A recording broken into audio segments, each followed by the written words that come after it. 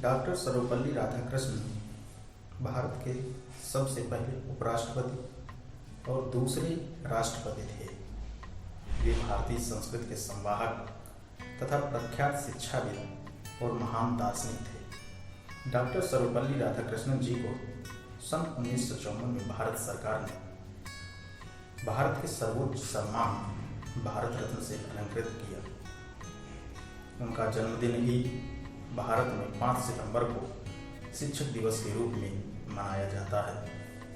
Doctor Radhakrishnan का जन्म तमिलनाडु के तिरुतनी गांव में 5 सितंबर 1888 को हुआ था, जो तत्कालीन मद्रास से लगभग 64 किलोमीटर की दूरी पर स्थित है। डॉक्टर राधाकृष्णन जी के पूर्वज पहले कहीं सर्वपल्ली नामक गांव में निवास करते थे और 18वीं शताब्दी के मध्य में वे तिरुतनी ग्राम प्रस्थान कर गए। लेकिन उनके पूर्वज चाहते थे कि उनके नाम के साथ उनके जन्म का स्थान भी जुड़ा रहे। इसी कारण उनके परिजन अपने नाम के पहले सर्वपल्ली लगाने लगे।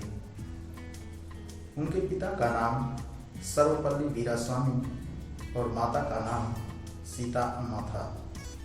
बालक राधाकृष्णन की शिक्षा दीक्षा क्रिश्चियन मिशनरी संस्था लूथरन मिशन स्कूल तिरुपति में 1896 से 1900 के बीच हुई तथा अगले 4 वर्ष 1900 से 1904 की शिक्षा वेल्लूर में हुई। इसके बाद उन्होंने मद्रास क्रिश्चियन कॉलेज से शिक्षा प्राप्त की। बचपन से ही वे मेधावी छात्र थे।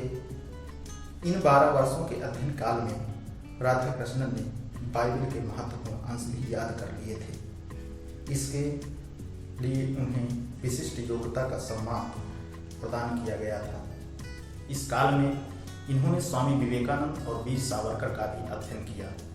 उन्होंने 1902 में मैट्रिक की परीक्षा उत्तीर्ण की और छात्रवृत्ति भी प्राप्त हुई और 1904 में कला संकाय परीक्षा प्रथम श्रेणी में उत्तीर्ण की। उन्हें मनोवैज्ञानिक इतिहास और गणित विषय में विशेष योग्यता की टिप्पणी भी उच्च प्राप्तांकों के कारण प्राप्त हुई। दर्शन शास्त्र में एमए करने के पश्चात 1916 में भी मद्रास रेजिडेंसी कॉलेज में सहायक प्राध्यापक के पद पर नियुक्त हुई और अपने लेखों और भाषणों से विश्व को भारतीय दर्शन से परिचित कराया। 1903 में मात्र 16 वर्ष की आयु में उनका विवाह दूर की रिश्तेदार शिवा कामू के साथ हो गया। उस समय उनकी पत्नी की आयु केवल 10 वर्ष थी और 1908 में इन्हें पुत्री की प्राप्ति हुई। डॉक्टर राधाकृष्णन ने 1908 में ही कला स्नातक की उपाधि प्रथम श्रेणी में प्राप्त की और दर्शन शास्त्र में विशिष्ट योग्यता प्राप्त की। उन्होंने वेदों और उपनिषदों के साथ साथ हिंदी और संस्कृत भाषा का भी अध्ययन किया। डॉक्टर राधाकृष्णन ने संस्कृतियों का तुलनात्मक गहन अध्ययन किया और यह निष्कर्ष निकाला भारतीय अध्यात्म काफी समृद्ध है और क्रिश्चियन मिशनरियों द्वारा हिंदुओं की आलोचनाएं व्यर्थ तथा निराधार हैं। इससे उन्होंने यह निष्कर्ष निकाला कि भारतीय संस्कृति धर्म, ज्ञान और सत्य पर आधारित है, जो इंसान को जीवन का सच्चा संदेश देती है। डॉक्टर राधाकृष्णन संपूर्ण विश्व को विद्यालय मानते थे और उनका मानना था कि शिक्षा के माध्यम से ही मानव मस्तिष्क का सदुपयोग किया जा सकता है। अतः विश्व को एक ही इकाई मानकर शिक्षा का प्रबंधन किया जाना चाहिए। ब्रिटेन के एडिनबरा विश्वविद्यालय में दिए अपने भाषण में इन्होंने कहा था, मानव को एक होना चाहिए तथा संपूर्ण विश्व शांति का लक्ष्य होना चाहिए। डॉक्टर राधाकृष्णन सदैव अपने छात्रों को उच्च नैतिक मूल्यों को अपने जीवन में उतारने की प्रेरणा देते थे तथा जिस भी विषय को पढ़ाते थे उस पर स्वयं गहन अध्ययन किया करते थे। दर्शन जैसे गंभीर विषय को भी वे अपनी शैली से सरल बना देते थे। 1909 में 21 वर्ष की उम्र में उन्होंने मद्रास प्रेसिडेंसी कॉलेज में जूनियर लेक्चरर के रूप में दर्शन शास्त्र पढ़ाना प्रारंभ किया तथा 7 वर्ष तक अध्यापन किया। उस समय उनका वेतन मात्र ₹37 था। सन 1912 में मनोवैज्ञानिक के आवश्यक तत्व शीर्षक से लघु पुस्तिका प्रकाशित हुई, जो कक्षा में दिए गए व्याख्यानों का संग्रह था।